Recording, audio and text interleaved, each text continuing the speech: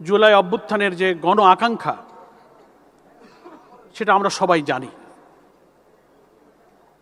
সর্বকনিষ্ঠ শহীদ জাবের ইব্রাহিম বলুন, আনাস বলুন, মেহেদি হাসান বলুন, আর ওদিকে মুগ্ধ আবু সাইদ বলুন, সহস্রাধিক জীবন, 20-30 হাজার মানুষের ক্ষত বিক্ষত, রক্তাক্ত, অশ্রুসিক্ত মানুষের এখনো যে কান্না, এক একজনের শরীরে শত শত বুলেট স্পিনটার নিয়ে তাদের ঘুম হয় না, রাতের যে কান্নাকাটি করে, এসব মানুষের আকাঙ্ক্ষা কিন্তু মন্ত্রী হওয়া, এমপি হওয়া, দুনিয়ার কোনো সুযোগ সুবিধা, রাষ্ট্রীয় প্রিভিলেজ নেওয়া, এজন্য তারা রাজপথে কিন্তু জীবনবাজি করে নামে নাই।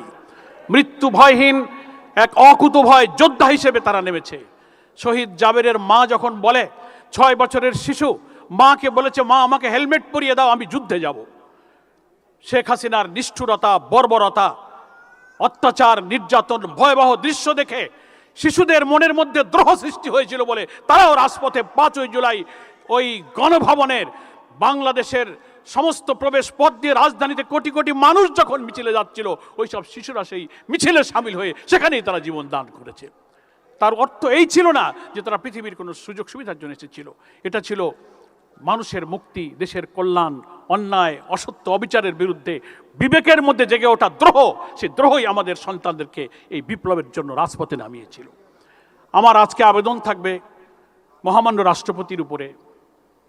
এই কারণে আলাদাভাবে আমি বলছি যে সরকার এবং রাষ্ট্র, বাংলাদেশের সংবিধান অনুযায়ী দুটো সেপারেট এন্টিটি আছে। অনেক সময় পার্লামেন্টারি ডেমোক্রেসিতে যারা সরকার এবং সরকার প্রধান থাকেন, সরকার পরিচালনায় তাদের মধ্যে অনেকটা পলিটিক্যাল কনসিডারেশন থাকে, কিন্তু যিনি মহামান্য রাষ্ট্রপতি হন বাংলাদেশের সাংবিধানিক নিয়ম অনুযায়ী, তিনি কোনো রাজনৈতিক দলের সদস্য থাকেন না, তার কাছে কোনো পলিটিক্যাল কনসিডারেশন থাকে না। ফলে আমার আহ্বান থাকবে এই রাষ্ট্রের প্রতি, এই 36 জুলাই ব্যাপী মাসব্যাপী যে অনেক অনুষ্ঠান বাংলাদেশের বিভিন্ন দল, মত, সংস্থা করলো, আমাদের অনেক অনুষ্ঠানে উপস্থিত থাকার সুযোগ হয়েছে, আপনারাও সবাই থেকেছেন। সেই সব অনুষ্ঠানে শহীদদের মায়েদের যে কান্না এখানেও আমরা শুনলাম, এখান থেকে বোঝা যায় যে তাদের সে আকাঙ্ক্ষা পূরণ হয়নি। আমি এখানে গর্বিত শহীদদের পরিবারের যারা সম্মানিত সদস্য আছেন, আহত জুলাই যোদ্ধা আছেন, সকলের জন্য আমি বলবো, যারা জীবন দিয়ে দুনিয়া থেকে চলে গেছেন, আল্লাহ তাআলার কাছে তারা সম্মানিত হবেন, আল্লাহ তাআলা তাদেরকে শাহাদাতের মর্যাদা দান করবেন বলে আমরা বিশ্বাস করি, যেহেতু তারা নিঃস্বার্থভাবে দেশ এবং জাতির কল্যাণে জীবন দিয়েছেন। আর যারা আহত হয়েছেন, অসুস্থ হয়ে আছেন, আমরা তাদের জন্য দোয়া করি, আল্লাহ তাআলা তাদেরকে সুস্থতা দান করে একটা বৈষম্যহীন রাষ্ট্র বিনির্মাণে তাদের এই সংগ্রামের সুফল যেন তারা চোখে দেখে যেতে পারেন, আমরা তাদের জন্য দোয়া করি।